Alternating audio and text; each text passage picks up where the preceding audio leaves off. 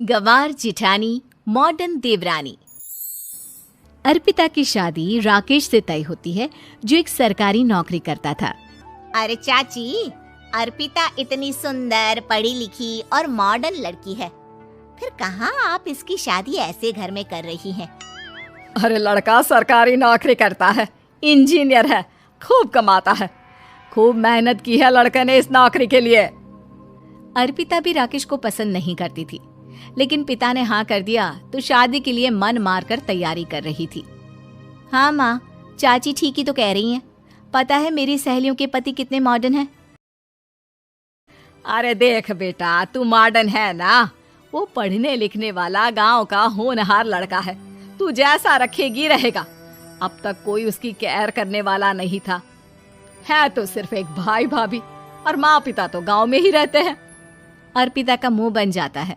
वो पिता के फोन से राकेश का नंबर लेकर उसे मिलने के लिए बुलाती है। आज तो मैं उसे साफ साफ मना कर दूंगी, मुझे नहीं करनी शादी। शक्ल देखी है ना, कपड़े पहनने का तरीका है ना बोलने का।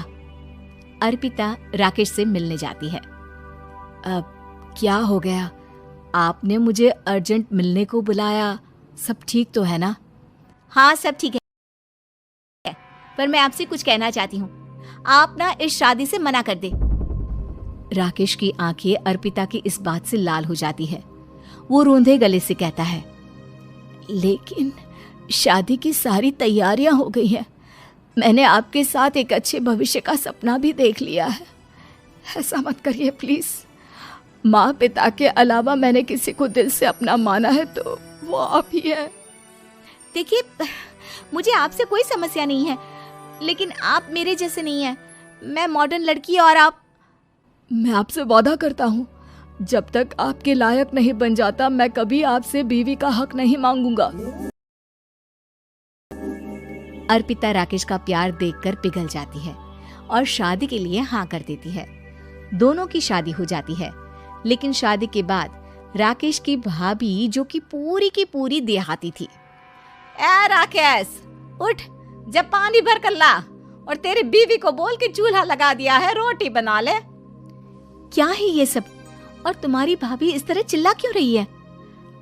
क्या करूं, भाभी ही खाना बनाती है और मुझे पढ़ने के लिए इस घर में रखा, तो मैं घर का सारा काम कर देता हूँ। अब तुम आ गई हो, अपने तरीके से देख लो।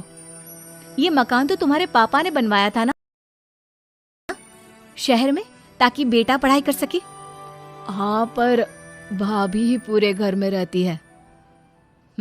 ठीक है, देखो अब। अर्पिता बाहर जाती है। सूट पहनी अर्पिता को देखकर जेठानी का पारा हाई हो जाता है। ए शहर की हीरोइन, यहाँ ना चलेगा ये सब, समझी? साड़ी पहनो, साड़ी। वो नारंगी वाली निकाले हैं तुम्हारे लिए, जिसमें हरे रंग का फूल बना है, और सीधे पहुंचो रसोई में। मेरे आगे नहीं चलेगा ये सूट बूट का नाटक, समझी? देखिए भाभी, आप बड़ी हैं, आपने राकेश की पढ़ाई में मदद की, लेकिन ये मकान इनके पिताजी का है, तो मैं अपना पोर्शन अलग कर रही हूँ। मैं आज से आपके साथ नहीं रहूंगी। जेठानी का तो मानो पारा ही हाई हो जाता है। और ऐसा कैसे नहीं रहेगी? हाँ, और कौन बोला कि राकेश अलग हो जाएगा? वो अपने भाई के बिना नहीं रहता। आज देखिए तो, देखिए कल के आई छोरी क्या बोल रही है। राकेश के साथ बात हो गई है, मैंने ऊपर का हिस्सा राकेश को दे दिया है, उसके अपनी जिंदगी शुरू हो रही है, तो अच्छा है ना कि अब रसोई भी अलग हो जाए। अर्पिता राकेश की ओर फक्र से देखती है कि उसने अर्पिता के लिए स्टैंड लिया। अर्पिता बाजार में जाकर सारा रसोई का सामान ले आती है। पिता के दिए सामान से घर सजाती है और अपने तरीके से पूरे घर की सजावट करती है। शाम को राकेश ऑफिस से आता है। कुर्ता पैजामे में राकेश को देखकर, अरे ये क्या पहना है? भाभी सिलती है ना कुर्ता, मैं सारी कमाई भाभी को ही दे देता हूँ। लेकिन अब ना बीबी को देना होगा, क्योंकि भैया भी अच्छी नौकरी करते हैं। भाभी अपने पति का पैसा संभालें और मैं अपने पति का पैसा संभालूंगी। तभी भाभी आ जाती है। अरे देखो, बहुत हो गया। हाँ, अलग रहने तक तो ठीक था, लेकिन पैसा हम एक फूटी कौड़ी नहीं देंगे। बचपन से तुम्हारे पति को हमने पाला है, उसका हिसाब दो। अच्छा, हिसाब चाहिए? कितना पढ़ी हैं आप जो आपको हिसाब चाहिए? बड़े भाई हैं उनकी, जिन्होंने उन्हें पढ़ाया लिखाया, वो हिसाब मांगेंगे तो जरूर दे दूंगी भाभी। अरे देख, हाँ, अगर तूने पढ़ाई की है तो मैं भी अंगूठा छापना हूँ। अरे 5 की क्लास तक पूरी पढ़ाई की है, समझे? वैसे भी कल इन लोगों के माँ बाबूजी आ रहे हैं गांव से, वही लोग ठिकाने लगाएंगे तुझे। अगले दिन सास ससुर आते हैं, दोनों बहुत ही सीधे लोग। अच्छा किया जो ऊपर के हिस्से में राकेश की गृहस्थी लगा दी। अब दोनों बेटे अपना अपना देख ले। छोटी बहू कहाँ है? अरे बहुत ही चालाक है माँ जी, ऐसी जबान चलाती है जैसे दर्जी कैंची चलाता है। वैसे बहू तुम भी कम नहीं थी। और सुनाओ। तभी छोटी बहू सास ससुर के पैर छूकर उन लोगों को चाय और नाश्ता देती है। माँ जी, आप थक गई होंगी, मैं खाना लगा देती हूँ, ऊपर आ जाइए चाय पीकर। अरे बस बस, यही रहेंगे वो, क्योंकि बड़ी बहू मैं हूँ। हमेशा से इनके माँ बाबूजी मेरे पास ही आए हैं। चलिए माँ जी, आप ना किचन में खाना बनाइए, मैं जरा बाजार होकर आती हूँ और फिर साथ में खाना खाते हैं।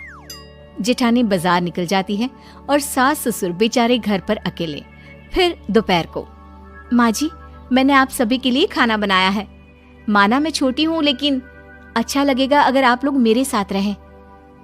वैसे भी यहाँ है कौन बेटा, चलो ऊपर राकेश के पास ही चलते हैं। सास ससुर दोपहर का खाना खाकर वहीं आराम करने लगते हैं कि जेठानी आ जाती है। अरे वाह, ये तो वही बात हुई ना, कल की आई को पूरा परिवार और हम अकेले के अकेले। भाभी देखिए, परिवार में प्यार से रहा जाता है, ना कि चालाकी से। अम्मा खाना कैसे बनाती, पहले ही गांव से थक कर आई हैं। हाय रे दया, तो मैं का बाजार से ऐस करके आ रही हूँ। अरे भूख के मारे मेरा सर दर्द हो रहा है, पर यहाँ मेरी फिक्र कौन करेगा। अरे तो किचन में खाना है, लगा देती हूँ मैं भाभी। बड़ी बैठकर खाना खाती है और शाम को जब राकेश घर आता है। अरे राकेश, तू तो पूरा हीरो लग रहा है इन कपड़ों में। ऐसे कपड़े पहले क्यों नहीं पहनता था? राकेश बीबी की तरफ देखता है और फिर कहता है, माँ, पहले पहनाने वाली नहीं थी ना। हाँ हाँ, और हम जो हाथ से सिल सिल कर कुर्ता पहनाते थे उसका का? अरे तुम्हारे भैया तो आज भी पहन रहे हैं। तभी अर्पिता सास के लिए कपड़े और ससुर के लिए शर्ट पैंट ला कर देती है। उन लोगों को फ्रिज से ठंडा पानी और टीवी में फिल्म दिखाती है। अरे कब से इनको बोल रहे हैं कि फ्रिज वाले आओ, लेकिन ये है कि मानत ही ना है। बहू, अब तो तुम ही समझाओ ससुर जी को। नहीं पापा, आप फ्रिज मत लीजिए। अरे वाह रे छोटे, खुद फ्रिज का ऐसे का मजा ले, और इनकी माँ के पास फ्रिज भी ना हो। अरे देखा पिताजी, देखा माँ जी कब बोल रही है। अरे उसकी पूरी बात तो सुन लो कि वो क्या बोल रही है। वो इसलिए क्योंकि अब माँ जी और पापा यहीं रहेंगे मेरे पास।